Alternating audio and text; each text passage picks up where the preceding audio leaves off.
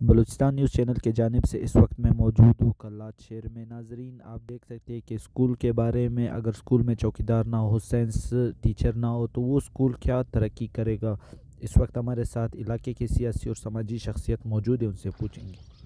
بسم اللہ الرحمن الرحیم۔ سب سے پہلے تو میں بی این سی چینل کے دوستوں کا شکریہ ادا کرتا ہوں، دوست جان کا اور اس کے ساتھی کا، کہ وہ ادھر سے ہمارے مسائل کو ہائی لائٹ کر کے آگے کلات تک، جیسے آپ نے سنا وہ بچی نے اسکول کے بارے میں آپ لوگوں کو تفصیل سے بتائی۔ یہ جدید دور ہے اور بلوچستان گورنمنٹ جو تعلیم اور صحت اس حوالے سے بہت بڑے بڑے دعوے کر رہے ہیں، لیکن غرض اسکول کوئنگ یہ آپ لوگوں کے سامنے سٹی میں میونسپل کمیٹی کا وارڈ ہے، یہاں ابھی تک اسکول کو 25 سال سے چوکیدار نہیں ہے۔ والنٹیرلی ایک چوکیدار کام کر رہی ہے، دوسرا چپراسی کی پوسٹیں بھی ہے لیکن چپراسی ہمیں نہیں دیا جا رہا ہے، بچے ہی کام کر رہے ہیں۔